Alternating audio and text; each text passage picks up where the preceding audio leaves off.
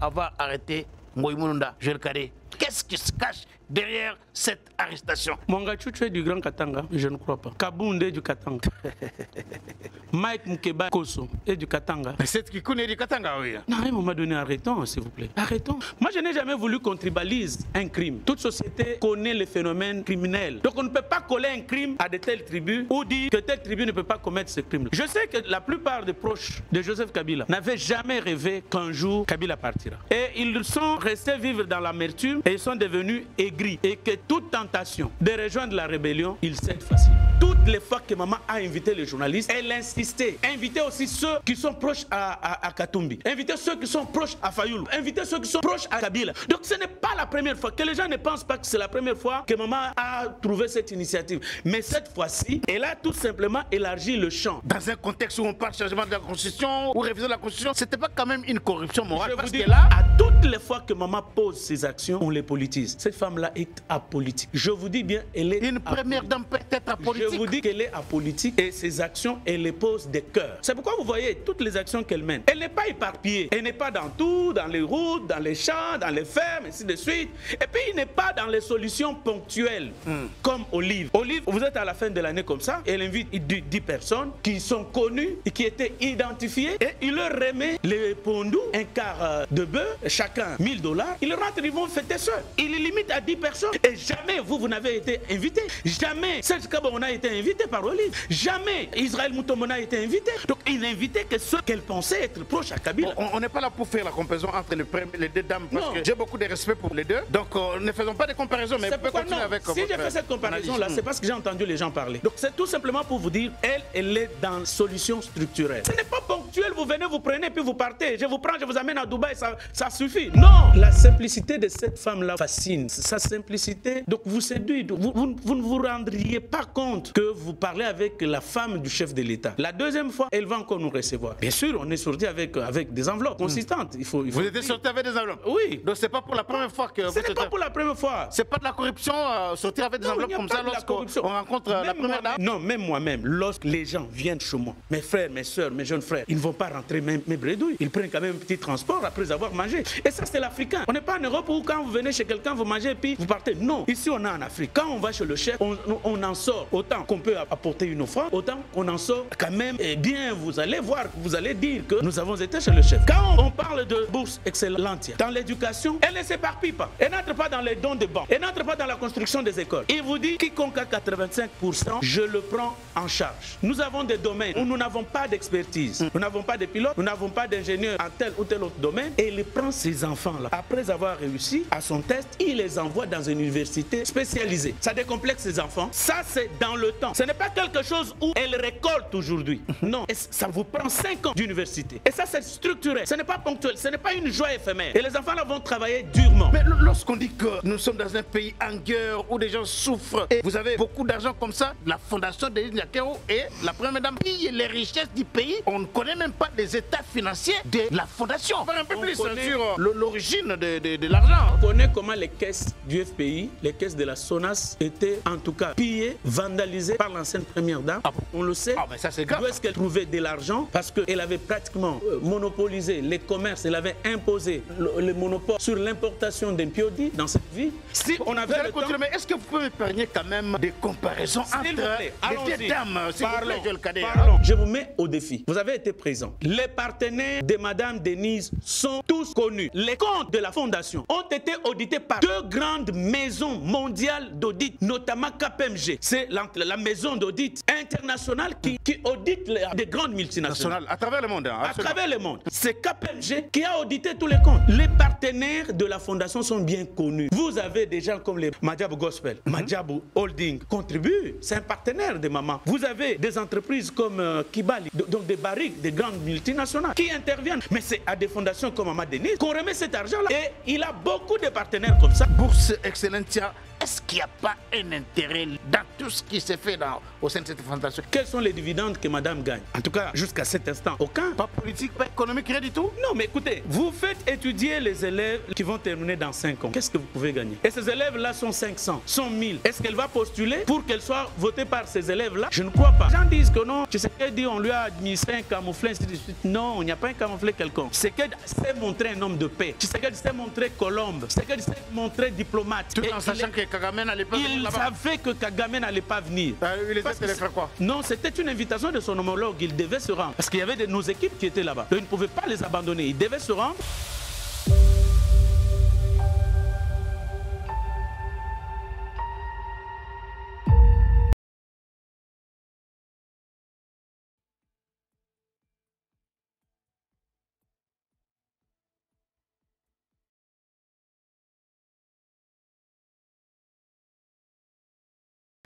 Arrestation du pasteur Daniel Ngoï Mulunda en Zambie. Peut-on parler d'un complot, manipulation ou intimidation contre cet homme d'église? Il sera aussi question de la polémique qui continue encore une fois dans notre pays après le 5e anniversaire de la fondation Denise Nyakeru, l'occasion donné aux journalistes les samedis passés de poser plusieurs questions à la première dame et à son équipe, mais aussi de voir le bilan du travail abattu par cette fondation. Est-ce qu'aujourd'hui, la fondation Denise Nyakeru travaille-t-elle pour l'intérêt des Congolais? Échec du processus de Luanda? Quelle suite donner à la diplomatie congolaise pour finalement mettre fin à la guerre d'agression nous imposée à la République démocratique du Congo par les régimes de Paul Kagame? Voilà les questions qui seront abordées, sans oublier aussi cette plainte que la RDC a déposée contre Appel. Toutes ces questions seront passées au peigne fin au cours de l'émission de ces jours. Et là, nous avons le plaisir de recevoir dans cette émission aujourd'hui un journaliste chevronné. Il est éditeur de Impact News, un tri-hebdomadaire. Il est juriste aussi, mais aussi relationniste. Il s'appelle bien Joël Kadé Nanga. Monsieur Joël Kadé, bienvenue. Merci, chers confrères. Merci de l'invitation. Ça a toujours été un plaisir d'être devant vos téléspectateurs, tous vos followers dans les réseaux sociaux. Je les salue également. Joël Kadé, vous avez rencontré la première dame à d'autres occasions, hein? À plus d'une fois. Moi aussi, je l'ai rencontré à plus d'une fois. Mais ce samedi-là, la première dame a reçu un grand nombre de journalistes congolais. Je crois que c'était samedi 15 décembre, samedi passé. Mais la polémique continue jusqu'aujourd'hui après cette activité organisée par la fondation Denise Nyakeru. Comment trouvez-vous le fait que la première dame ait reçu les journalistes, mais aussi influenceurs, autres communicateurs, pour échanger sur les activités de sa fondation, puisse créer autant de polémiques dans l'opinion et voir aujourd'hui les gens à longueur de journée salir la première dame, dire beaucoup de mal à cette dame et la taxer de tous les noms d'oiseaux? Comment réagissez-vous lorsque vous voyez tout cela dans les réseaux sociaux, dans nos médias aujourd'hui? Bon, ne me poussez pas à répondre à certaines personnes qui sont haineuses ou qui ont été détraquées, qui ont perdu le pédale à cause de l'inceste qu'ils ont connu dans leur vie. Ils ont couché avec leur jeune sœur sur le même lit conjugal. Et... Oh, là c'est très fort. S'il vous plaît, je l'ai déjà dit dans un coup de gueule, c'est pas la première fois que je le dis. Quelqu'un qui couche avec sa petite sœur et la femme vient voir, et la femme connaît un AVC jusqu'aujourd'hui, les enfants sont abandonnés chez leur grand-mère. Et donc, ne me poussez pas à répondre à pareilles inepties. Parce que ce n'est pas la première fois que... Peut-être les gens l'ont vu que la semaine passée. Mais Maman Denise a l'habitude de recevoir les journalistes. Des fois, ça ne passe pas dans les médias. Absolument. Tout simplement parce que là, elle le faisait à titre individuel. Elle le reçoit pour établir quand même un contact. Vous savez que c'est une dame qui a longtemps vécu en Europe et rarement elle venait ici et qu'elle a renoué un partenariat avec les médias. Pour la première fois, c'est Christian Bossembe qui m'appelle. Nous sommes retrouvés. Il m'a demandé à constituer l'équipe. Il a demandé, donc on a mis Israël Mutombo, Perrault Louara. Il nous avait aussi demandé de chercher des journalistes de tendance qui étaient à l'époque supposés être proches de l'opposition. C'est comme ça que nous avons mis Peter Tiani, Yves Bouya. Il a ajouté un autre journaliste, je lui avais dit, tellement il est versatile, même avec Perrault, j'avais dit, les deux-là, comme leur versatilité est connue, je ne souhaiterais pas que nous les amenions là-bas. Alors, Christian Bossembe a insisté. C'est comme ça, on va, malgré moi, ajouter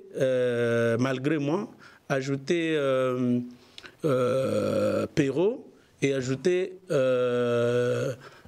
mon jeune frère Israël Mutombo. Donc c'est comme ça qu'on va les ajouter. Serge Kabongo, je me rappelle encore Dionit Kaninda. Voilà un peu les noms qui me viennent. Je ne pense pas avoir oublié quelqu'un. C'est la première fois. Nous sommes allés, nous avons mangé, nous avons bu, nous avons échangé vraiment.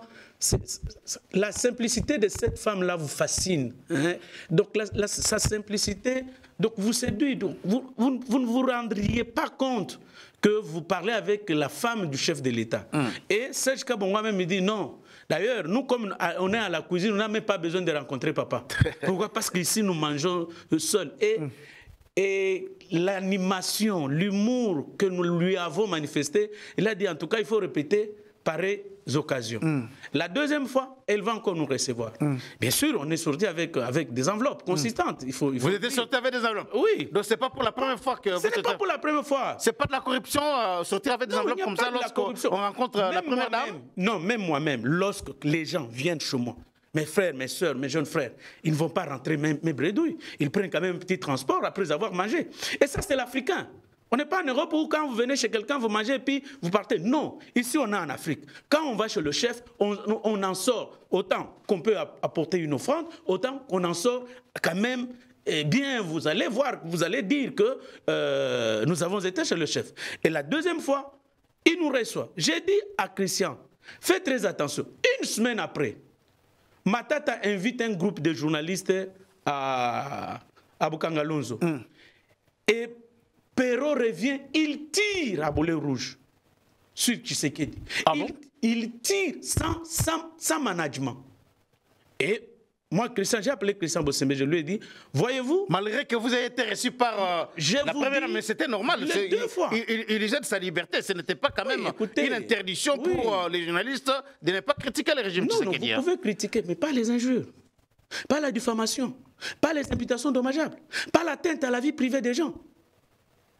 Pas l'atteinte à la vie privée des gens. Et c'est ce qu'il avait fait lorsque vous étiez à Bukangalonzo? Et c'est comme ça, Maman Denise a commencé à avoir un peu de distance avec nous qu'elle avait approché pour la première fois. Avec vous ou bien avec M. Perrault? Parce qu'on sait que dans la suite, les relations avaient continué. Tous les journalistes. En tout cas, elle a développé une distance depuis ce jour-là. Même moi-même, quand j'ai reçu l'invitation, moi-même, j'étais surpris. Parce que depuis cette versatilité-là qui a fait que maman puisse prendre distance avec certains journalistes. Et l'année, toutes les fins d'année ici, maman reçoit les journalistes et leur distribue à manger, faites avec eux. Ça s'est fait l'année passée, je n'étais pas là. Ça s'est fait l'année antérieure. Donc, ce n'est pas une surprise. Mais pour cette fois-ci, maman a démontré qu'elle est mère. Et en tant que mère, même la première fois qu'il nous a reçus. Donc ce n'est pas la première fois que les gens ne tirent pas sur Peter Tiani pour rien, sur Yves Bouya. Nous avons été, moi, Peter Tiani, Yves Bouya, Christian Bossembe, Dionit Kanina, nous avons été plusieurs fois chez maman. Et maman n'a jamais voulu, et ça je vous dis, je le répète, on pourra peut-être revenir sur le 5 ans d'existence de la fondation. Maman n'a jamais privilégié, comme celle qu'on loue là, une seule tendance. On a les journalistes qui sont tout simplement pour Tshisekedi. Maman ne l'a jamais voulu. Jamais.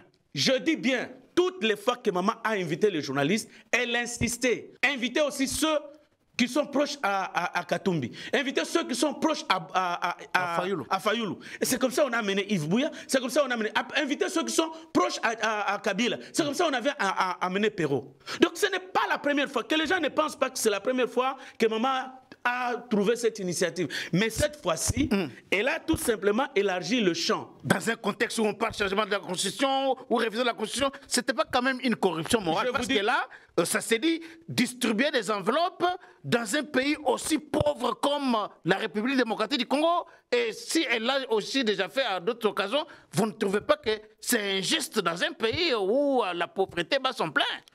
J'ai vu Cédric Simba, directeur de cabinet adjoint du bureau du conjoint du chef du président, du chef de l'État, pratiquement craquer lorsque, à toutes les fois que maman pose ses actions, on les politise. Cette femme-là est apolitique. Ah bon?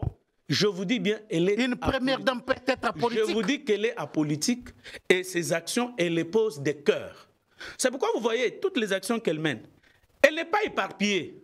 Elle n'est pas dans tout, dans les routes, dans les champs, dans les fermes, ainsi de suite. Et puis, il n'est pas dans les solutions ponctuelles, comme Olive. Olive, vous êtes à la fin de l'année comme ça, elle invite une dizaine, 10 personnes qui sont connues et qui étaient identifiées, et il leur remet les pondous, il leur remet un quart de bœuf, il leur remet chacun $1000, ils rentrent, ils vont fêter seuls. Donc, il est limite à 10 personnes. Et jamais vous n'avez été invité. Jamais Serge Kabon a été invité par Olive. Jamais Israël Moutomona a été invité. Donc, il n'invitait que ceux qu'elle pensait être proche à Kabila. Bon, on n'est pas là pour faire la comparaison entre les deux dames, parce que j'ai beaucoup de respect pour elles, les deux. Donc, ne faisons pas de comparaison, mais vous pouvez continuer avec si j'ai fait cette comparaison-là, c'est parce que j'ai entendu les gens parler. Donc, c'est tout simplement pour vous dire que elle est dans les structurels, solutions structurelles. Ici, on a un problème. Vous parlez de maman Denis Nyakeru qui est dans les solutions structurelles. Elle est dans les. Ce n'est pas ponctuel, vous venez, vous prenez, puis vous partez. Je vous prends, je vous amène à Dubaï, ça suffit. Non. Ici, elle réfléchit sur le plan de la santé. Je suis infirmière de formation et professionnelle. Elle regarde, il y a un problème sérieux qui tue, sans excuse, la drépanocytose. Elle prend cette affaire-là à bras le corps. Elle soigne ces dames, elle mène les campagnes, elle mène les plaidoyers.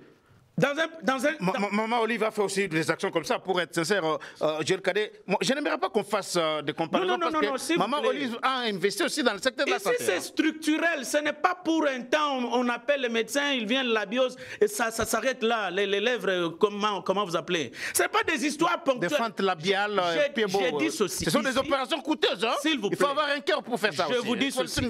Ici, on est dans le structurel. Le structurel, c'est quoi? On prend dans le temps. Ce n'est pas quelque chose qu'on vous offre aujourd'hui. Vous mangez, c'est fongible, et puis c'est parti. Ici, c'est dans le temps. Quand on parle de la bourse Excellentia, dans l'éducation, elle ne s'éparpille pas. Elle n'entre pas dans les dons de banques. Elle n'entre pas dans la construction des écoles. Il vous dit, moi, quiconque a 85%, je le prends en charge. Nous avons des domaines. Ça va passer par des tests et où nous n'avons pas d'expertise. Nous n'avons pas de pilotes, nous n'avons pas d'ingénieurs en tel ou tel autre domaine. Et il prend ces enfants-là. Après avoir réussi à son test, il les envoie dans une université spécialisée. De un, ça décomplexe ces enfants. Quand ils vont terminer, ils ne seront pas complexés vis-à-vis des étudiants blancs, des étudiants européens, français, belges ou marocains. Et ça, c'est dans le temps. Ce n'est pas quelque chose où elle récolte aujourd'hui. Non. Elle n'a pas besoin. Et ça vous prend 5 ans d'université. Et ça, c'est structurel. Ce n'est pas ponctuel. Ce n'est pas une joie éphémère. Et les enfants là vont travailler durement.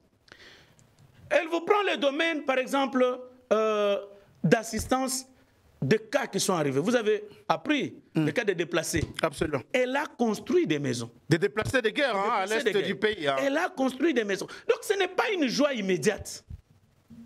Ce n'est pas une joie qui vient comme ça et du coup... Mais lorsqu'on dit que nous sommes dans un pays en guerre où des gens souffrent et vous avez beaucoup d'argent comme ça, la dame pille le pays. La fondation Denis Nyakero et la première dame pille les richesses du pays alors que nous sommes dans un pays de guerre. Cette fondation-là, c'est pour pomper l'argent de la République et on ne connaît même pas les états financiers de la fondation. Joël Kadé, est-ce que ceux qui se posent de telles raisons n'ont-ils pas raison de le faire? On connaît pour en savoir un peu plus sur l'origine de l'argent. Hein. On connaît comment les caisses du FPI, les caisses de la SONAS étaient en tout cas pillées, vandalisées par l'ancienne première dame. Ah bon? On le sait. Ah, mais ça, c'est grave. D'où est-ce qu'elle trouvait de l'argent? Parce qu'elle avait pratiquement monopolisé les commerces, elle avait imposé le monopole sur l'importation d'un piodi dans cette ville. Je vous mets au défi. Vous avez été présent. Les partenaires de Mme Denise sont tous connus. Si on avait le temps... Mais est-ce que vous pouvez m'épargner quand même des comparaisons entre les deux dames? S'il vous plaît, Joël Kadé. Parlons. Je vous dis, je vais vous envoyer les rapports financiers, les rapports d'audit de la Fondation Denise Nyakero. Vous verrez, tous les partenaires sont répertoriés. Tous les partenaires. J'ai dit bien tous les partenaires. Et les comptes de la Fondation ont été audités par deux grandes maisons mondiales d'audit, notamment KPMG. C'est la maison d'audit internationale qui audite la plus grande des grandes multinationales. À travers le monde. Hein, à travers le monde. Mais c'est KPMG qui a audité tous les comptes. Madame Denise Nyakero ne reçoit rien. Je dis bien rien du gouvernement congolais. Non, mais ça a été démontré dans la reddition des comptes que la Fondation bénéficie quand même de l'aide du gouvernement congolais. Hein. Vous pouvez me montrer, moi j'étais au Parlement lorsqu'on a discuté de la loi sur... Ça a été démontré. On a vu même la première dame aller rencontrer la première ministre Judith Suminwa pour que... effectivement, l'aide à la fondation figure dans le budget 2025. En tout cas, la fondation ne figure pas dans le budget 2025, ni dans le budget 2024. Ça, c'est la manipulation. Donc, il ne faudrait pas qu'on laisse les gens être intoxiqués ou manipulés. Les partenaires de la fondation sont bien connus. Vous avez des gens comme les... Vous savez, il y a des gens qui aiment faire du bien.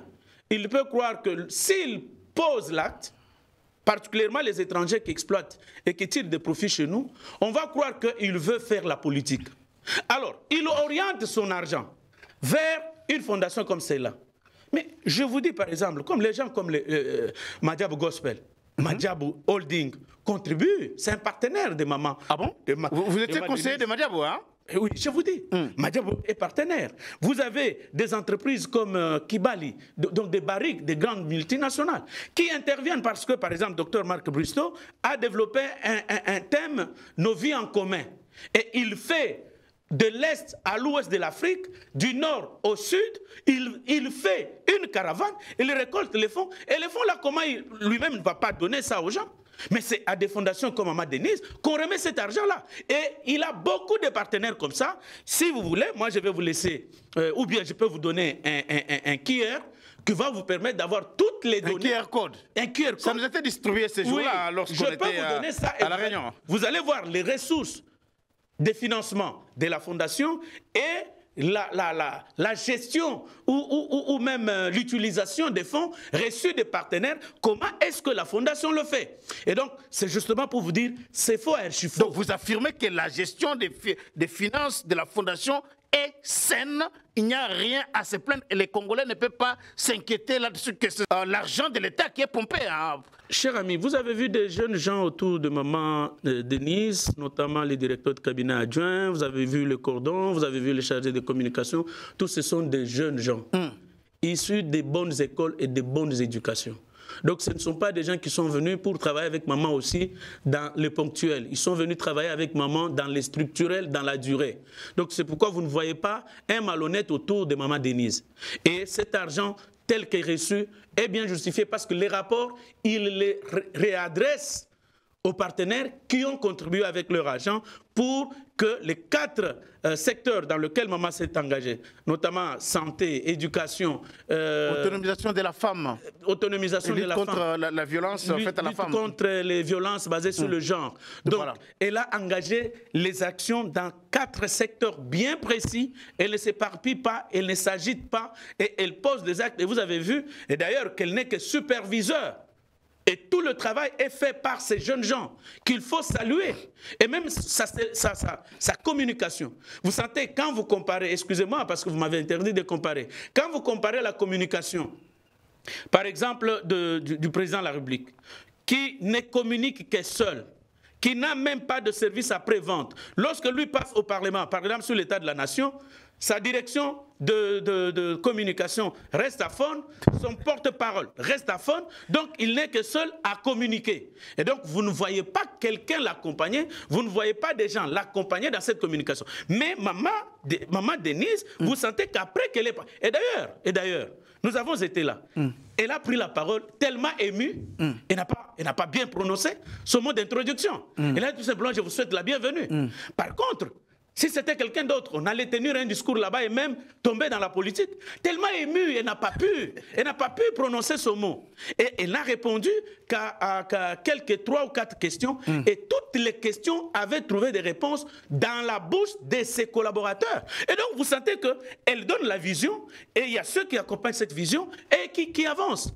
Et j'ai entendu quelqu'un dire, oh non, bien que ce soit des propos qui frisent le tribalisme, j'ai entendu quelqu'un dire, non, heureusement chez toi, il n'y a pas de chi, il n'y a pas de chi. Ah, c'est Nathalie Le Rollet qui avait posé la question. Donc vous voyez les gens, pour eux, tout le monde peut être là, sauf les chi, sauf les chi. C'est-à-dire quoi? Les chilombo, les chiboaboa, les chikuma. Donc, dès qu'il y a les ntumba, les chibola, ça pose problème. Mais comme il y a Simba, il y a les autres, donc ça ne pose pas de problème. Je condamne bien sûr. Est-ce que maman a aussi trouvé que c'est bon que ça soit comme ça pour que ça ne soit pas un sujet à polémique, hein? Voilà aussi. Hein? Non, vous savez... C'est aussi une bonne politique. Non, vous savez, il y a des gens qui, à un certain niveau, même moi, dans le recrutement, je ne prends plus les gens qui viennent apprendre chez moi. Moi, je ne recrute plus. Je venais de renouveler l'équipe d'Impact News il n'y a pas longtemps. En tout cas, dans le recrutement, je ne recrute pas ceux qui viennent apprendre le journalisme dans ma maison. Parce que j'ai formé plusieurs, et quand ils atteignent une certaine maturité, ils vont ailleurs. Et tu le perds. Et donc la dernière équipe que je venais de perdre, j'ai perdu une équipe de 5 personnes que j'ai laissée à l'enseignement primaire, secondaire et technique. Mais quand vous regardez, par exemple, ceux que je venais d'engager, en tout cas, tous les 3 sont du Congo central. Okay. Mon monteur, il est du Congo central. Le directeur général de mon entreprise, il est de Bandundu. Donc, à un certain moment, celui qui va à l'imprimerie, Xavier Kinto Kusika, Kiofa, donc il est de Bandundu. Et mon assistante, elle est Moutete là. Donc, à un moment donné, quand vous atteignez un certain niveau, vous cherchez l'expertise, des compétences. Et je crois que maman est de cette école. C'est peut-être son époux qui est encore dans les sensibilités politiques. Voilà pourquoi il est mal entouré. Mais ici, on vise les objectifs. Et quand vous visez les objectifs, il faut savoir avec qui se faire accompagner. On dit, il y a un adage qui dit, n'échoue dans la vie que ceux qui ne savent pas ce qu'ils veulent. Lui, comme elle sait que j'ai besoin de tels résultats, tel résultat, pour obtenir ces résultats ici, j'ai besoin de Joël Kadé, j'ai besoin de Charles Kanko, j'ai besoin de Johnny Kanyinda, j'ai besoin de Bossembe. Il va faire appel. Mais est-ce que, parce que j'ai suivi aussi des gens, Joël Kadé, moi je dois poser toutes les questions de manière claire. J'ai suivi certaines personnes dans les réseaux sociaux dire que la première dame ne supporte pas les Kassaïens dans son entourage. Est-ce que c'est votre point de vue? Bon. Parce que j'ai suivi ça, effectivement. Hein. Mais en tout cas, je connais une de ses collaboratrices, Louba. OK. Oui, moi je connais une de ses collaboratrices, Louba. C'est une occasion pour dans l'équipe, oui, dans l'équipe où nous avons travaillé pour les travaux de Mwanda, parce que nous avons travaillé, moi, et Kassonga Tulunde d'heureuse mémoire, et nous étions d'un côté avec Jasby, l'actuel secrétaire général, d'un côté le vieux Tabasenge également. Oui. Et de l'autre côté, nous avons son équipe qui était conduite à l'époque par Cédric Simba, que je venais de citer ici, le directeur de cabinet adjoint du bureau conjoint du chef de l'État. Voilà. Alors, moi je connais une de ses collaboratrices, j'ai oublié son nom, mais qui est Moulouba. Donc ça veut dire, dans son entourage, il n'y a pas un problème de discrimination. C'est pas qu'elle ait ses frères, ses beaux-frères, ses belles-sœurs, non. Peut-être que vous... Avec qui elle est chaque jour à la maison. Non. Heureusement. Heureusement. Maman Doma, elle est Mouchilele. Ok. Elle est Mouchilele, elle est Kassayen. Le directeur de son directeur de cabinet, la femme du pasteur Ken, elle est du Kassai. Donc, en dehors de cette autre collaboratrice-là, Maman Domaï, son directeur de cabinet, sa directrice de cabinet, du bureau du conjoint du chef de l'État, elle est Kassaïenne. Donc, c'est pour vous dire que toutes ces histoires-là se racontent, c'est uniquement pour la salir. Mais c'est une dame qui a la calvitie où on ne peut pas trouver le pouls dans sa tête. Joël Kadendanga. Et pour conclure, vous avez suivi Bourse Excellentia, des critiques, des fusées, pour démontrer que la bourse, c'est toujours là où il y a des mines, c'est toujours là où il y a des mines. Et là, même si la question était répondue, était posée, et la réponse avait été donnée par ces services, mais vous pensez aussi que est-ce qu'il n'y a pas un intérêt dans tout ce qui s'est fait au sein de cette fondation? Est-ce que la première dame ne tire pas vraiment profit avec ces actions-là de la fondation? Bon, c'est la question que ma consoeur Pauline Kimonto avait posée. Intérêt politique, économique, tout ça. Il n'y a rien de tout cela. Je vais y revenir, mais laissez-moi rencontrer une question que vous avez posée à laquelle je n'ai pas donné la réponse. C'est concernant le financement de la fondation par l'État congolais. Et j'ai entendu les gens dire que non, la première dame recevait l'argent. C'est lui qui gère. J'ai été, vous allez vous rappeler, j'étais pendant 3 ans, plus de 3 ans, conseiller du ministre de l'enseignement primaire, secondaire et technique. Tony Mwaba. Oui. La seule fois où le bureau de la première dame a sollicité nous rencontrer, c'est quand elle est venue pour demander, pas elle, elle a envoyé le directeur de cabinet, directeur de cabinet adjoint et le chargé de communication pour prendre les éléments et pour avoir l'autorisation de collaborer avec les chefs, les directeurs provinciaux des provinces éducationnelles en vue de récolter les données que vous avez vu notre confrère Choukrani Lissiani publier sur la construction des écoles dans les territoires, la construction des centres de santé dans notre domaine.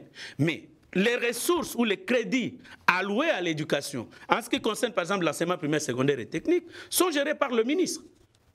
Et vous ne verrez pas dans ça le ministre engager une dépense pour qu'on donne à la fondation. Jamais. Je dis bien jamais. J'ai fait 3 ans. La première dame n'a jamais été voir le ministre ou notre ministre aller la voir. C'est tout simplement dans le partenariat. Mais question qu'on a versé de l'argent pour la bourse Excellentia, ça n'a jamais été le cas. Et de deux, vous posez la question, quels sont les dividendes que madame gagne? En tout cas, jusqu'à cet instant, aucun. Pas politique, pas économique, rien du tout? Non, mais écoutez, vous faites étudier les élèves qui vont terminer dans 5 ans. Qu'est-ce que vous pouvez gagner? Et ces élèves-là sont 500, sont 1000. Est-ce qu'elle va postuler pour qu'elle soit votée par ces élèves-là? Je ne crois pas. Et vous dites que non, elle n'est que là où il y a les mines. Oui, c'est vrai. Kolwezi et Lubumbashi. Mais ça, ce sont les initiatives des gouverneurs. Elle vient tout simplement auprès de la première dame, comme déjà, c'est déjà indiqué. C'est pourquoi, au Katanga, vous verrez, elle, son critère, c'est 85%, mais au Katanga, c'est 75%. C'est une initiative du gouverneur qui vient, venez nous appuyer.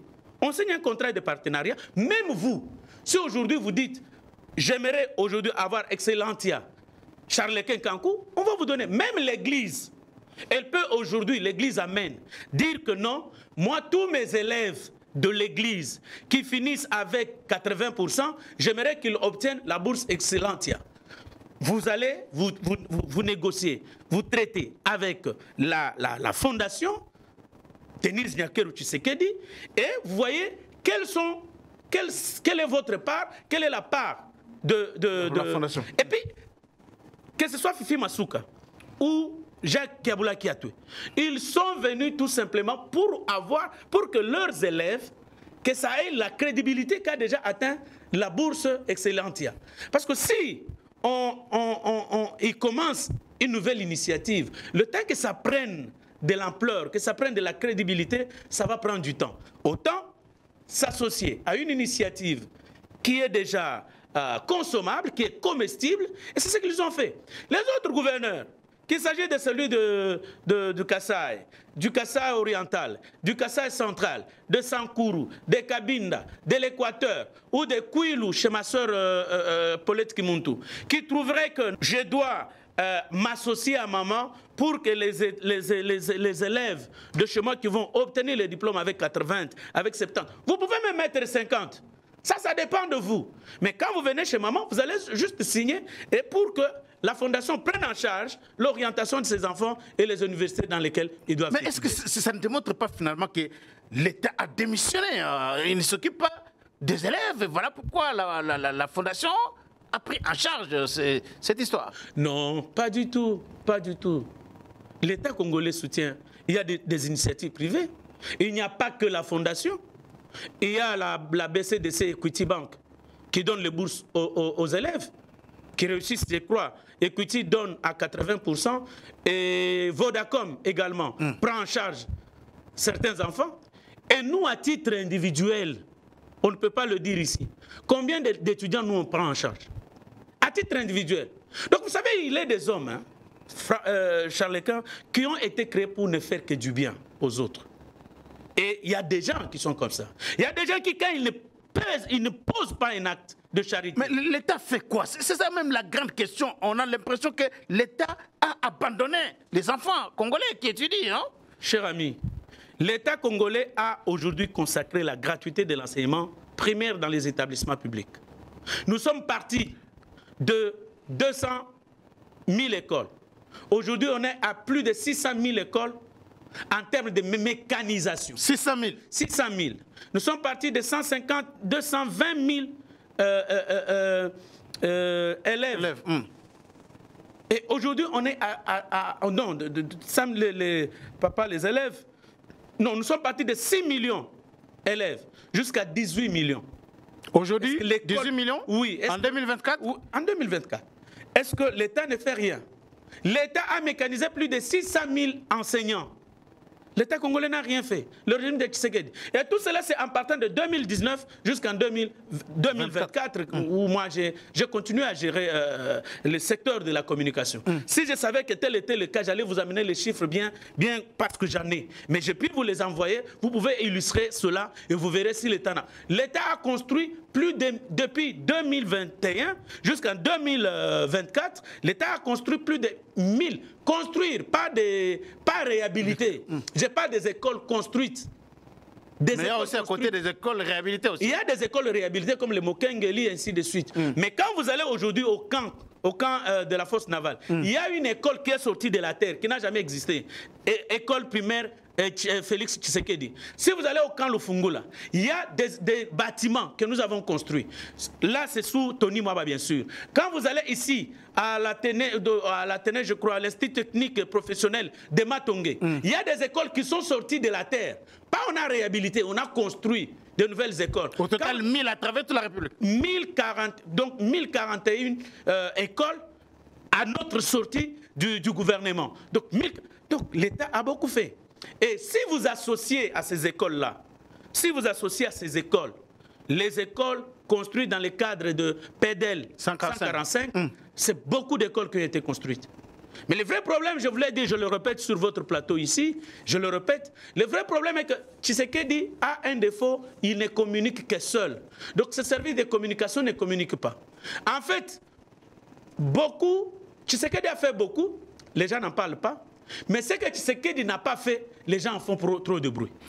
Merci beaucoup, Joël Cadet Ndanga, pour... mais j'aimerais, avant qu'on finisse cette question, excusez-moi de l'éviter. Je vois les gens tirer sur nos confrères Peter et consorts. Oui, Peter Tchani, Paulette Kimuntu, Yves Bouya, tous ces confrères-là qualifiés des journalistes de l'opposition. Hein? C'est comme ça qu'on les qualifie. Hein?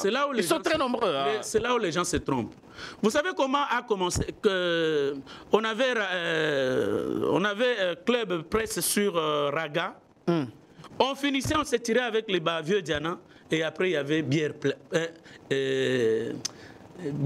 presse, quelque chose comme ça. Bière presse. Eh oui. Et on allait nous retrouver en famille.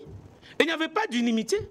C'est pas avec Katumbi. Mais jusqu'aujourd'hui, ça continue jusqu'aujourd'hui. Ça continue. C'est-à-dire que le journaliste n'a pas d'ennemis, le journaliste n'a pas d'amis. Le journaliste n'a que des faits devant lui qu'il traite. On m'invite. Malheureusement, Olive ne nous avait pas invités. Aujourd'hui, si je trouve une opportunité que Fayulu m'a invité, je vais partir. Ce n'est pas ce qui va m'empêcher de tirer sur lui demain. Hein?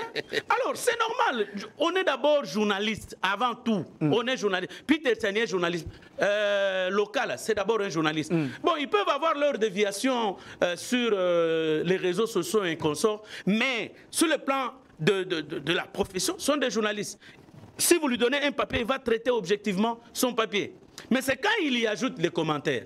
Parce qu'on dit les faits sont sacrés, le commentaire est libre. C'est là quand il ajoute son commentaire que vous allez voir que non, il est de tel côté ou de tel bord. Mais dire que maman a reçu 200 personnes, ça, c'est un fait. Mais maintenant, le commentaire que chacun y ajoute, c'est là où maintenant vous voyez que non, il y a les journalistes de gauche, il y a les journalistes de droite ou il y a les journalistes du centre. Alors, arrestation de Ngoï Mulunda en Zambie. Joël Kadendanga, un pasteur qui a été condamné en 2021 à 3 ans de prison pour incitation à la haine tribale, propagation des faux bruits, atteinte à la sécurité de l'État. Le voilà aujourd'hui encore une fois arrêté. Est-ce que cela n'accrédite-t-il pas le fait que, comme d'aucuns le disent, que là, il n'y a que les ressortissants d'un tel coin du pays qui sont pourchassés et traqués par Félix Tshisekedi. Pourquoi avoir arrêté Ngoï Mulunda, Joël Kadé? Qu'est-ce qui se cache derrière cette arrestation? Mwanga Chuchu est du Grand Katanga? Je ne crois pas. Kabounde est du Katanga. Mike Mukebaye Nkoso est du Katanga. Mais c'est qui connaît du Katanga, oui. Non, à un moment donné, arrêtons, s'il vous plaît. Arrêtons. Moi, je n'ai jamais voulu qu'on tribalise un crime. Toute société connaît le phénomène criminogène, criminel. Donc, on ne peut pas coller un crime à de telles tribus ou dire que telle tribu ne peut pas commettre ce crime-là. Je sais que la plupart des proches de Joseph Kabila n'avaient jamais rêvé qu'un jour Kabila partira. La plupart. La plupart. Et ils sont restés vivre dans l'amertume et ils sont devenus aigris. Et que toute tentative, toute tentation de rejoindre la rébellion, ils cèdent facilement. Et vous pensez que c'est le cas avec Daniel Ngoï Mulunda? C'est ce que je dis. La plupart de ceux qui ont été avec Joseph Kabila ne croyaient pas que Kabila allait quitter le pouvoir, qu'ils allaient perdre le pouvoir. Alors, le seul fait, et ils pensaient qu'ils pouvaient traiter Tshisekedi comme une marionnette, mais comme Tshisekedi a joué et gagné en changeant la majorité en 2020, ils sont restés dans l'amertume, laquelle amertume les a rendus aigris, et par conséquent, toute tentation de rejoindre les Rwandais, toute occasion aussi, toute occasion qui peut se présenter, en tout cas, ils mordent. C'est pourquoi vous avez vu mon ami et mon jeune frère, Yannick Tshisola, rejoindre la rébellion. Henri Magie, rejoindre les Rwandais. Et vous les avez vus nombreux qui ont rejoint l'agression rwandaise, qui ont rejoint les Rwandais. Et ils savent. Et ils connaissent que là-bas, ce n'est pas... Parce qu'une rébellion doit avoir des objectifs. Définissez-moi, vous êtes un grand intellectuel. Définissez-moi les objectifs de la rébellion de l'Est. Il n'y en a pas. Et eux, ils savent qu'ils sont dans l'incapacité. Mais là, ce n'est pas l'Est. Hein. Les Katanga, ce n'est pas l'Est. Ce n'est pas les non, mais vous avez entendu le truc de l'aéroport ici. Mais qui a livré Katumbi? C'est une dynamique, oui, c'est une dynamique. John Numbi, tous vous l'avez entendu quand il a fait son discours de rébellion. Ngoï Mulunda, les Katumbi sont dedans. Ils sont où? Dans le complot pour créer une rébellion au Katanga. Et laquelle ils vont se relier. Moïse Katumbi est dans un complot oui. de monter une rébellion? Mais vous savez, comment quelqu'un peut construire un aéroport sans suivre la procédure? Bon, revenons à Daniel Ngomunda parce que c'est de cela on en a parlé beaucoup sur ce plateau. Donc, Daniel Ngoï Mulunda, vous pensez que s'il a été arrêté aujourd'hui en Zambie, c'est parce qu'il voulait rejoindre un mouvement rebelle? Toute instruction préjuridictionnelle est secrète. Je ne saurais pas trop épiloguer là-dessus, mais je vous ai tout simplement répondu brièvement que tous ceux qui étaient avec Kabila ne pensaient pas qu'ils allaient quitter le pouvoir. Ils pensaient rester au pouvoir pendant longtemps. Mais comme aujourd'hui, ils ne sont plus au pouvoir, voilà pourquoi, pasteur de son État, la prédication qu'il avait tenue à Lubumbashi, où il incitait les gens à la haine, à l'épuration ethnique. Ciseaux, coupé. Voilà. Donc vous voyez, c'est ainsi que je ne sais pas trop épiloguer là-dessus, qu'on attende la poursuite de l'instruction pour savoir pourquoi il a été arrêté. Alors, mais comment vous trouvez cette attitude de la Zambie? Et la semaine passée, on nous a parlé d'un certain nombre de Congolais qui étaient arrêtés en Zambie et envoyés ici à Kinshasa parce qu'ils complotaient contre la République démocratique du Congo. Et aujourd'hui, qu'on arrête encore Daniel Ngoï Mulunda, comment vous trouvez cette attitude de la Zambie envers les autorités congolaises? Mais vous savez que les Congolais, ils peuvent négocier avec le diable tout simplement parce qu'ils veulent être au pouvoir. Les Désiré Kabila sont venus ici, ils ont pactisé avec les Rwandais. Et aujourd'hui, nous sommes restés dans la merde. Parce qu'ils ont accepté de pactiser avec le Rwanda. Et pour le pouvoir, les gens ne trouvent pas de prétexte pour éviter de rejoindre nos ennemis et continuer à tuer nos frères et sœurs. Vous avez vu Nanga quitter ici, non? Alors qu'il était dans une opulence qui frisait l'insolence. Et une fois qu'on lui a ravi ses carrés miniers, il a rejoint les Rwandais pour tuer ses sœurs, pour tuer ses frères. Et donc nous avons des gens sans scrupules, des gens sans cœur, les gens qui ne voient qu'au bout de leur nez, qui ne voient que leurs intérêts. Voilà un peu ce que je peux dire. Donc ça ne peut pas revêtir le caractère d'un acharnement, parce qu'il est dit ici, Joël Cadet, que beaucoup de hauts responsables du Katanga sont traqués par les régimes Tshisekedi. Est-ce que vous pensez qu'il y a une antipathie, une animosité de Félix Tshisekedi envers des personnalités du Katanga? Répondez de manière claire à cette question, Joël Cadet. L'antipathie viendrait d'où, chers confrères? L'antipathie viendrait d'où? Aujourd'hui, qui est chef d'état-major général? Ce n'est pas un Katangais. Et ceux qui ont les services de renseignement qui sont là-bas, dites-moi 2, 3, 4 personnalités katangaises qui sont en prison aujourd'hui. En dehors de lui et du général ici qui avait participé dans l'assassinat de Tchébéa. Donc ce n'est pas un acharnement. Quand quelqu'un commet un crime, non, parce que vous êtes de telle tribu, on ne peut pas vous toucher. Parce que moi je suis Joël Cadet, on ne peut pas me toucher. Non, le jour où je commettrai un crime, on doit me poursuivre. Si les faits sont établis, on doit me condamner. Ici, il n'y a pas un problème de haine tribale. Il n'y a pas un problème d'antipathie envers le Katangais. Et il n'y en aura jamais. Parce qu'il n'y a pas un peuple aussi plus proche des Tshisekedi ou des Kassaïens que les Katangais. Ah bon? Mais oui. Comment ça? Aujourd'hui, vous savez, j'ai parlé avec un blanc. Il m'a dit, vous savez pourquoi on a toujours créé l'antipathie ou la haine entre les Baluba du Kasaï et les Baluba du Katanga, les Songé et tous ceux qui sont issus des Ilungambidi.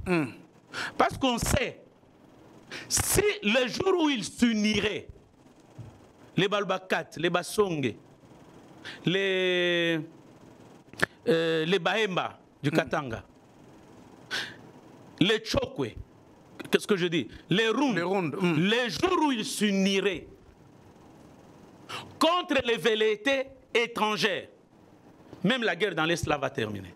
Ah bon? Mais c'est pourquoi on crée toujours, on veut présenter les Baluba du Kasaï comme ennemis aux Baluba du Katanga. Et certains leaders politiques travaillent là-dessus.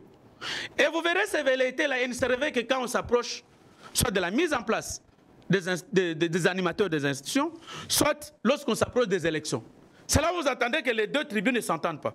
Or, elles mangent ensemble, elles travaillent ensemble, elles se marient ensemble, elles ont des enfants ensemble. Mais quand on s'approche des élections, c'est là où vous allez entendre. Et puis, ça ne vient que des leaders. Ça ne vient pas du bas peuple. Et les leaders manipulent le bas peuple, et le bas peuple cède. Et on croit qu'il y a une divergence. Il n'y en a pas. Alors, Joël Cadet Ndanga, échec du processus de Luanda, Kagame a posé son lapin à ses rendez-vous. Tshisekedi est allé à Luanda, il est rentré. Et aujourd'hui, la guerre, parce qu'il s'agit de celle-là, continue bat son plein dans les Lubero, des localités récupérées par les M23. Est-ce que doit-on continuer à appuyer sur les leviers de la diplomatie pour espérer résoudre ou mettre fin à cette guerre avec moins de sang, ou il faut carrément lever l'option d'appuyer sur la gâchette pour espérer l'instauration d'une paix durable?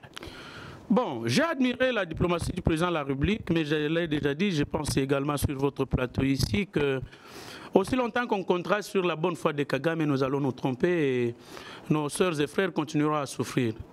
Nous avons l'obligation aujourd'hui d'engager la République démocratique du Congo dans une guerre. Et j'avais dit, on ne gagne pas la guerre avec les armes d'autrui. Et nous avons chez nous, à Likasi, et je crois à l'époque, M. Laurent Désiré Kabila avait invité tous les ingénieurs qui s'y connaissent, en balistique, ainsi de suite, pour fabriquer les armes chez nous. Donc aussi longtemps qu'on va compter sur les autres, on ne gagnera pas cette guerre. On doit engager une psychologie de guerre, aussi bien aux militaires qu'à nos civils, qu'à nos populations. Et particulièrement, nos frères de l'Est doivent être préparés psychologiquement à accepter que l'on mène cette guerre et qu'elle soit la plus longue possible, nous allons la gagner. C'est pourquoi aujourd'hui, si nous comptons que Kagame va venir sur une table de négociation, voilà un peu. Heureusement, aujourd'hui, lui-même s'est fait voir à la surface du monde qu'il n'est pas pour la paix, qu'il est Hitler. Les gens disent que non, Tshisekedi, on lui a administré un camouflet, ainsi de suite. Non, il n'y a pas un camouflet quelconque. Tshisekedi s'est montré un homme de paix. Tshisekedi s'est montré colombe. Tshisekedi s'est montré diplomate. Tout en sachant que Kagame n'allait pas venir là-bas. Il savait que Kagame n'allait pas venir. Il était allé faire quoi? Non, c'était une invitation de son homologue. Il devait se rendre. Parce qu'il y avait nos équipes qui étaient là-bas. Donc il ne pouvait pas les abandonner. Il devait se rendre. Et l'objectif ici, en diplomatie, ce sont les faits, ce sont les gestes qui comptent. Ici, le geste qui s'explique, c'est quoi? C'est que Kagame s'est montré au vu de tous qu'il est belliqueux, qu'il n'est pas pour la paix dans la région de Grand Lac et qu'il est au Congo, non pas pour les FDLR. Les FDLR dont il a besoin, ce sont nos minéraux. Ce sont les minéraux qu'il vend, nos talantites, nos cassitérites, de l'or, coltan. C'est tout dont il a besoin. Ce sont les FDLR qu'il est venu chercher chez nous. Parce que supposons qu'aujourd'hui, un FDLR avait 30 ans, en 1994. Aujourd'hui, il a presque 60 ans. Il a 60 ans. Comment est-ce qu'il va encore avoir la force de tenir l'arme et aller attaquer? Mais comment le gouvernement a-t-il accepté qu'il y a la présence de FDLR sur le sol congolais? Écoutez, comment? Les FDLR nous ont été imposés, ce n'est pas que le gouvernement congolais. Mais Kengo en parle, non? Lorsqu'il y a eu le génocide au Rwanda, la France, la communauté internationale, nous a imposé de recevoir les réfugiés rwandais avec armes, munitions sur notre sol, en violation de la convention relative aux réfugiés, qui demande que l'on puisse observer une certaine distance vis-à-vis des frontières du pays d'où vous êtes réfugiés. Mais on les a laissés à Goma. Et c'est ainsi que Kagame a trouvé le prétexte de venir les attaquer chez nous.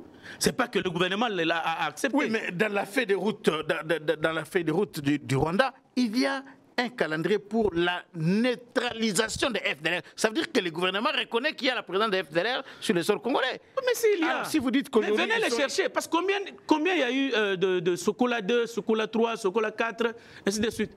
Combien il y a eu l'intrusion, l'autorisation des troupes rwandaises pour chercher les FDLR ici? Combien les ont-ils arrêtés? Donc c'est juste pour vider la Libye, le prétexte de Kagame, que Félix Antoine Tshisekedi a accepté que l'on ajoute cette phrase-là. Parce que la Libye, de FDLR chez nous, alors on vient avec les mécanismes de contrôle frontalier, donc on va déterminer exactement s'il y a les FDLR chez nous ou pas. Alors, Kagame n'est pas venu. Est-ce qu'aujourd'hui, faut-il carrément abandonner cette diplomatie qui ne produit pas les résultats, les processus de Luanda? Faut-il carrément les jeter dans la poubelle ou continuer avec lui, malgré qu'il ne produit pas de résultats escomptés jusque-là? En tout cas, si on compte sur le processus de paix de Luanda, la guerre sera très longue et nous allons perdre. C'est pourquoi moi je dis, pour l'instant, nous avons l'obligation de recourir aux armes et prendre du temps. Le président a encore 4 ans. Mais une année, on peut former. Est-ce qu'on n'a pas d'armes? On peut former encore. Les Rwandais continuent à prendre nos localités, hein, malgré les armes que nous avons. C'est pourquoi il faudrait que le chef de l'État retire un peu tous les vieux, tous ceux qui ont travaillé dans le RCD, tous les officiers qui ont travaillé dans le RCD, tous les officiers qui ont travaillé dans le MLC, qui les retire pour envoyer de nouvelles têtes qui peuvent affronter. Vous avez vu les exploits de nos jeunes gens, les Ouazalendo. Je ne sais pas nos Sukhoi sont partis où. Et puis vous allez voir que lorsque nous gagnons quelques terrains, les États-Unis s'élèvent, la France s'élève, non, il faut une solution politique. Mais maintenant, pendant que les Rwandais avancent, et vous voyez même les journalistes congolais, ce sont eux qui partagent ça pour dire que non, on a gagné. Et puis, ils sont fiers de dire non, c'est 34 localités. Et 34 localités, là, c'est pour aggraver et que l'on voit que ce sont les territoires. Or, par localité, c'est mon village, par exemple. Par localité, c'est votre village, c'est votre groupement. Mais alors, eux, quand ils comptabilisent ça, tout simplement pour manipuler l'opinion, ils disent non, c'est 300 localités. Dire la vérité, non, c'est plus de 120. Aujourd'hui, on est dans une trentaine de localités, 130 de localités. Hein? Mais localités, ce sont des villages. Ce n'est pas un territoire. Ce n'est pas tout. C'est pas Lubero. C'est pas Lubero. C'est pas Kamonia. Hein? C'est pas Dibaya. C'est pas Kanyabayonga tout entier. Ah, mais ce sont des pans entiers de notre territoire et surtout que les groupements, les secteurs là-bas, ce sont des vastes étendues. Hein? Tout à fait, mais c'est pour exploiter l'or, c'est pour exploiter nos minéraux. Ils ne gagnent pas. Je vous ai dit, déterminez-moi un seul objectif. Est-ce que n'a-t-on pas vraiment des militaires qui peuvent nous défendre? Où sont nos Mamadou Ndala? On a vu ces colonels faire des exploits à l'époque. Qu'est-ce qui fait qu'aujourd'hui, l'armée congolaise ne parvienne pas à bouter dehors les Rwandais? Dire ça, c'est manquer un peu du respect envers nos forces armées. Je pose la question. Depuis que la guerre a commencé, si nous n'avions pas d'armée, Goma serait tombé. Bukavu serait tombé. Et aujourd'hui, le Rwanda a montré les enchères dans les négociations. Et aujourd'hui, on nous aurait obligés de négocier avec le M23. Mais c'est parce que nous avons les militaires qui assurent une résistance farouche. Vous avez entendu le chef de la plus grande organisation mondiale dire que le Rwanda, le M23, a une armée même plus sophistiquée que l'armée d'un pays organisé. Il parlait du Rwanda. Et est-ce que le Rwanda n'a pas un arsenal militaire plus que la RDC? Mais nous en avons également. Tshisekedi a acheté de l'armement qui est en train de faire face à cette agression. Parce que si on n'avait pas de militaires, ils sont en train de résister. Mais il ne faut pas oublier que nous avons au sein de notre armée des infiltrés qui, de temps à autre, combien ils ont abandonné les pans de terre grâce à qu'il n'y ait eu de guerre, sans qu'il n'y ait eu de combat. Et donc, c'est justement pour vous dire, nous avons trop d'infiltrés chez nous. Nous avons des gens qui n'ont plus l'amour de la patrie. Et voilà, c'est là où ça nous conduit. Jules Cadet, finalement, la RDC décide de porter plainte contre Appel. J'aimerais lire ici les communiqués du ministre de la Justice, le ministère de la Justice qui, aujourd'hui, par les billets du ministre d'État Constant Moutamba, écrit ceci. Bon, le ministère de la Justice informe l'opinion publique que ce mardi 17 décembre 2024,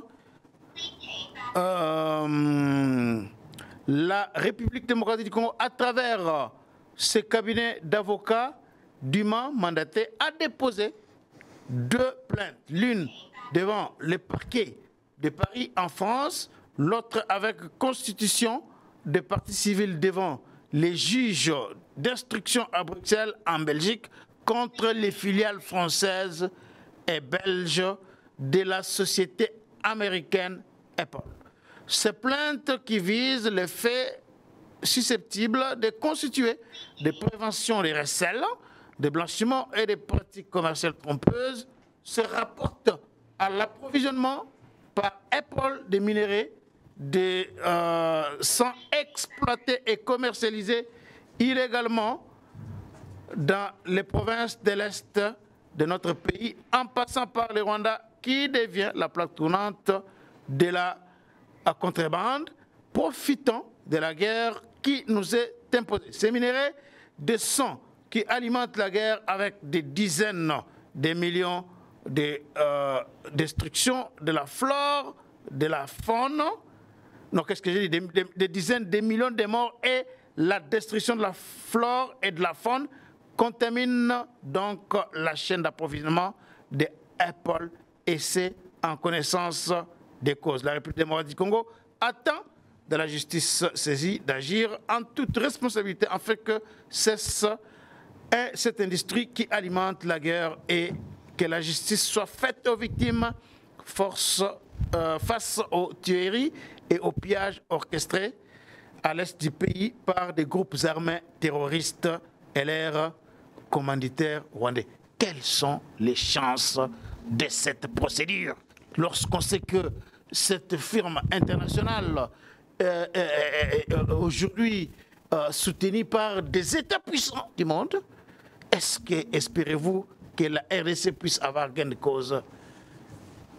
Bon, on a le cas, on va en justice, il y a plusieurs objectifs que l'on peut poursuivre. Le premier, c'est porter l'affaire au sein de l'opinion internationale, et donc par la communication qui sera faite à ce sujet. Et donc ça, c'est le premier objectif. Le deuxième objectif, c'est avoir gain de cause, comme vous l'avez dit, ça veut dire gagner et être rétabli dans ses droits. Comme on est partie civile, obtenir les dommages et intérêts de la part de Apple vis-à-vis de la RDC. Et troisième objectif, c'est pousser cette entreprise à ne plus agir au vu de tout le monde en achetant les minéraux auprès du Rwanda, qui est pratiquement la contrebande aujourd'hui. Et même Paul Kagame l'avait dit. Et je pense que cette démarche est parallèle à la démarche, à l'approche diplomatique et à l'approche de la guerre, dans la mesure où ici, le combat se mènera maintenant sur le plan de la communication. Et le combat également, ici, on veut attaquer ceux qui financent la guerre au Rwanda. Donc, ce sont les multinationales qui viennent pour acheter les minéraux.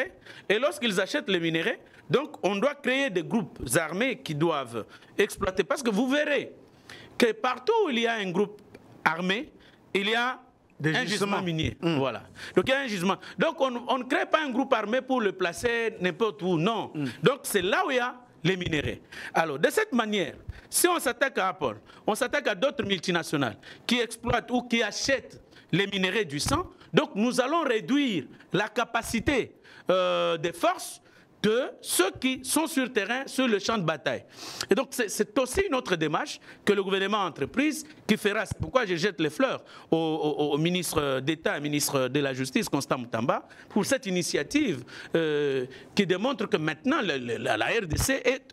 Est-ce que ça va aboutir? C'est ça la question, parce que ces multinationales-là sont protégées par leur pays. Hein? Que ça aboutisse ou pas, je vous ai dit, il y a un coût de la com ici. Il y a d'abord un coût de la com, de la communication. Des deux, il y a lieu de priver, donc de les déstabiliser, de les dissuader. Dissuader ceux qui financent la guerre, notamment les multinationales, dont Apple, que vous avez cité. Donc, il faudrait maintenant couper de l'herbe au pied de ceux qui financent, et de telle sorte qu'ils ne viennent pas renforcer ceux qui sont sur le terrain. Donc, c'est déjà des objectifs atteints. En termes de la communication, c'est question maintenant que le gouvernement congolais déploie ses communicateurs dans les médias des Occidentaux par exemple à Londres, en Belgique, en France, sur RTBF par exemple, qu'on puisse vous envoyer, qu'on envoie quelqu'un pour aller parler un peu de cette histoire-là, qu'on envoie les gens sur France 24, hein, au lieu que nous puissions rester communiquer ici chez nous.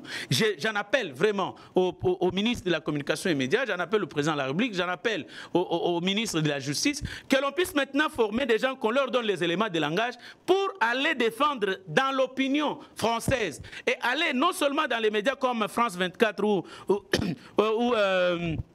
des médias qui sont destinés aux Africains, RFI et consorts, qu'on ait dans les médias qui sont suivis par les Belges, qu'on ait dans les médias qui sont suivis par les Français. Donc, qu'on ait dans ces médias-là, qu'on finance pratiquement cette campagne de communication pour que l'opinion française connaisse ce qui se passe avec Apple, pour que l'opinion belge connaisse, pour que l'opinion américaine. Donc, il faudrait maintenant qu'on déploie une campagne de communication afin de faire connaître cela dans l'opinion de pays qui soutiennent ces multinationales. Merci beaucoup, Joël Kalendanga. C'est la fin de cette émission.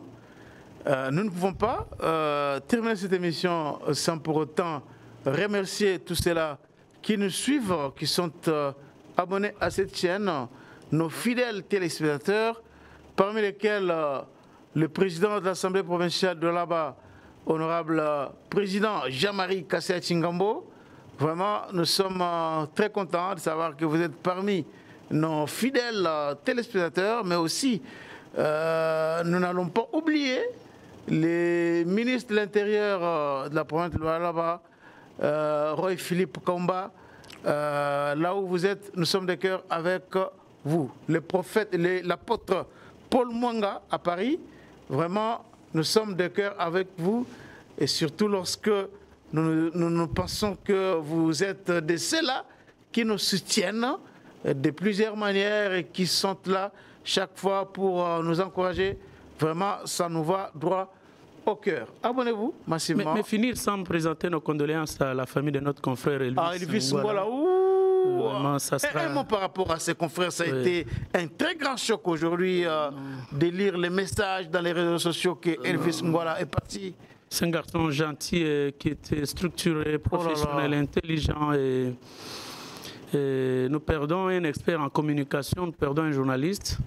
Vraiment, cette année a été très cruelle pour les journalistes. Absolument. Nous en avons perdu autant. Et je vois Claude Niembo, je vois les vieux Mouines, je vois nos consoeurs à la RTNC. Donc, l'année 2024 a été très, très cruelle envers la corporation. Nous présentons nos condoléances à toutes les familles éplorées. En tout cas, toutes mes condoléances, à toute ma compassion aussi à la famille de notre compatriote, notre confrère Elvis Ngwala. Abonnez-vous massivement sur GSR Congo Télévision.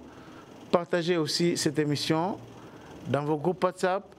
Publiez les extraits dans les réseaux sociaux. Nous allons nous retrouver demain dans un numéro de votre magazine.